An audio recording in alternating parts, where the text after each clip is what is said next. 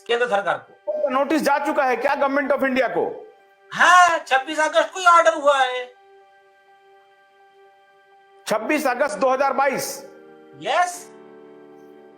उसका जवाब अभी तक केंद्र सरकार ने नहीं दिया है। आज तक जवाब नहीं आया है।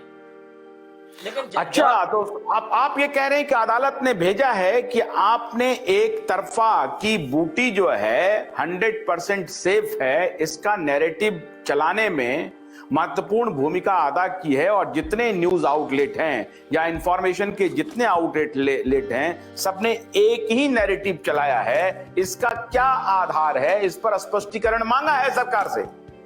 यस, और इसकी तो न्यूज आई है सब तरफ, तभी आई थी। 26 अगस्त को हुआ तो सितंबर के फर्स्ट वीक में सारे सब तरफ न्यूज चली इसकी। नीलेश जी, अब आपको हम ऐसा, मैंने इसलिए आपको बोला आपके इस नोटिस पर, हाई कोर्ट के इस नोटिस को, ये हर जगह से गया है, होम मिनिस्ट्री ऑफ होम से होते हुए पीएमओ तक गया है। आपको हैरानी होगी कि मिनिस्ट्री ऑफ होम ने बड़ी इंस्टेंट एक्शन लिया और कहा कि इमीडिएटली इसको कीजिए। अब पीएमओ उस पर कुंडली मार के बैठा हुआ है। पीएमओ को जवाब देना पड़ेगा, आज नहीं तो कल, कल नहीं तो परसों। और फिर जो ये अमिताभ कांत जैसे लोग हैं ना, मैं पर्ची खोल रहा हूं अभी, नीलेश जी आपको मैं बहुत सारे पर्ची खोल रहा हूं अभी। मैंने कल पर्ची खोला था बसंत एन का और विकास गोथलवाल जी का और डॉक्टर एनके अरोड़ा का। सारा पर्ची में खोल रहा हूं धीरे धीरे, बिल गेट्स से उनके क्या क्या रिश्ते हैं। तो आपका जो ये नोटिस आया है जिसका अभी जवाब इनको देना है सरकार का, तो क्या इसमें फिर रिजवाइंडर फिर भेजा जाएगा क्या अदालत की तरफ से? अभी देखिए, उनका जवाब नहीं आया तो नोटिस में लिखा होता है कि आपको इसमें कुछ कहना नहीं है, ये समझकर कोर्ट ऑर्डर करेगा एक्स पार्टी। यही नोटिस बिल गेट को भी गया है, बिल गेट का भी जवाब नहीं आया है। मतलब उसको आरोप मंजूर है या फिर उसने कोर्ट को छोड़ दिया, आपको जो ऑर्डर करना है करो। आदर पूनावाला का भी जवाब नहीं आया है। रणदीप गुलेरिया का अभी तक मतलब नोटिस सर्विस होके उसका रिपोर्ट कोर्ट में सबमिट होना बाकी है, रणदीप गुलेरिया और वीजी सोमानी का। तो इस तरह से मीडिया हाउस ने जो कहा, मीडिया हाउस को पार्टी नहीं बनाया है, हमने सीधा प्रोसिक्यूशन मांगा है। हमने कहा कोई जवाब नहीं इनसे, डायरेक्ट इनके ऊपर सरकार प्रोसिक्यूशन करके रिपोर्ट सबमिट करे। तो कोर्ट ने कहा कि सरकार का क्या कहना है, रिप्लाई बुला लेते हैं। नोटिस भेजा है, रिप्लाई आया तो बताइए डायरेक्ट प्रोसिक्यूशन और पार्टी में क्या डिफरेंस है? नहीं, पार्टी अगर बना लो, सपोज मैं आपके खिलाफ कोई केस डालता हूँ और आपको पार्टी बना दे तो आपका पक्ष रखा जाता है, आपको सुना जाता है, सुनने के बाद में कोर्ट डिसीजन लेता है। नॉर्मली जहां प्रोसिक्यूशन होता है, प्रोसिक्यूशन में अक्यूज को बोलने का अधिकार नहीं होता है, और हम उसमें सिर्फ जो प्रोसिक्यूटिंग एजेंसी है सरकार, उसके और कोर्ट के और पिटिशनर के बीच का मामला होता है। और दूसरी चीज देखो, सरकार मतलब कौन है?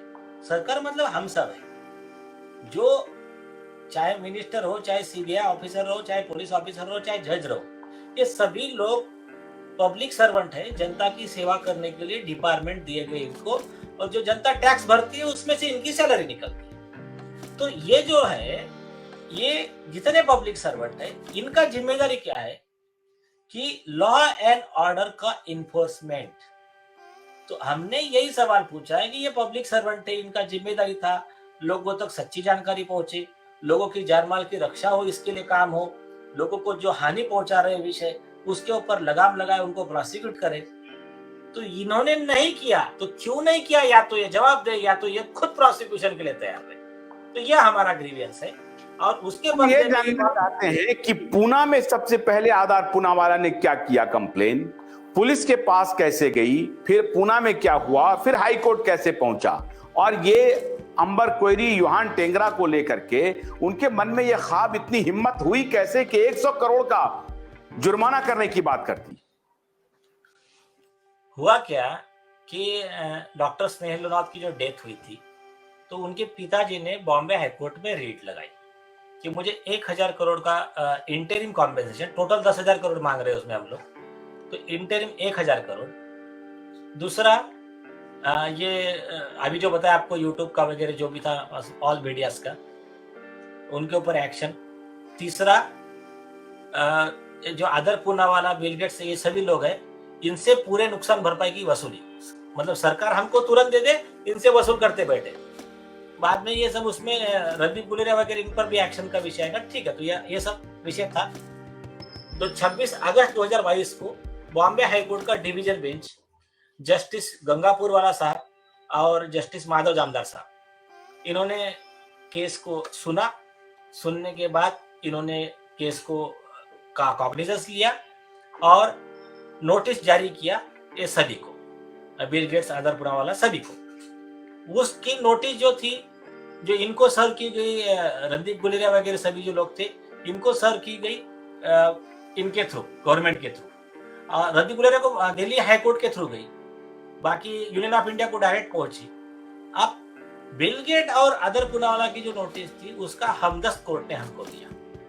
आप पुणे के कोर्ट में जाइए, पुणे के कोर्ट से ऑफिसर लीजिए और जाकर अदर पूनावाला को और बिल गेट को सर्व करके आइए।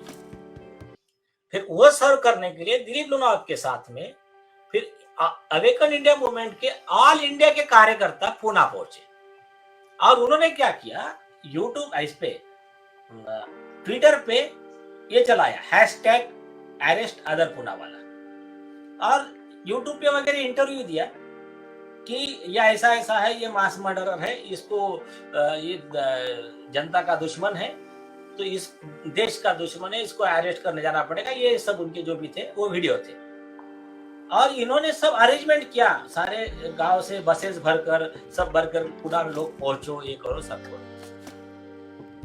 और इन्होंने जो भी किया, इन्होंने क्या किया, एक दिन पहला पुलिस स्टेशन में परमिशन का अर्जी दिया कि हम इस तरह से हमदस्त सर्व करने जा रहे हैं, उसके लिए हमको पुलिस प्रोटेक्शन हमारे साथ में दीजिए। और कोर्ट में जाकर वो हमदस्त का कॉपी दिया, कोर्ट का बेलिफ लिया। तो कोर्ट का बेलिफ उस दिन, पहले दिन लेट हो गया था, तो कोर्ट के बेलिफ ने कहा कि मैं दूसरे दिन सर्व कर दूंगा। अब हुआ क्या, इन्होंने 2 दिन पहले पुलिस को अर्जी दे दिया था, कमिश्नर को वगैरह, ये अंबर कोरी, योहान टेगरा ने। अब ये अदर पूनावाला ने क्या किया, उसके 2 दिन के बाद में अर्जी देता है 1 तारीख को कि बोले ये योहान टेगरा, अदर पूनावाला और ये जो भी लोग हैं, इनको आप अरेस्ट कर लो, या हमारे इस पे सीरम इंस्टीट्यूट पे आकर हमला कर सकते, तोड़फोड़ कर सकते, हमारे को एम्प्लॉय की जान को धोखा है, ऐसे सब एलिगेशन लगाए, ये हमारी बदनामी कर रहे, सब झूठ फैला रहे, ये सब उन्होंने आरोप लगाए। अब विषय ऐसा था, ऑलरेडी हमारा तो कंप्लेंट ऑन रिकॉर्ड था पुलिस के पास उसके 2 दिन पहले से, कि परमिशन लेकर जा रहे थे अपने क्लाइंट्स, ये सब अपने अवेकन इंडिया मूवमेंट के लोग, तो उसके वजह से उसका एप्लीकेशन झूठा साबित हो गया। तो उनकी कोई प्रेयर मानी नहीं गई, कोई अरेस्ट का तो सवाल नहीं था।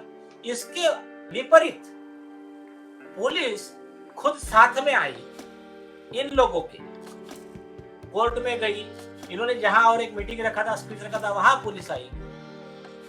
तो ओवरऑल इसका रिजल्ट क्या था कि पुलिस ने अदर पूनावाला का कंप्लेंट फ्रीवोलस मानकर उस पर कोई एक्शन नहीं ली, और इनके बात में सत्यता मानते हुए, लीगलिटी मानते हुए इनके साथ में थी पुलिस। ये इसका प्राइमा फेसी है।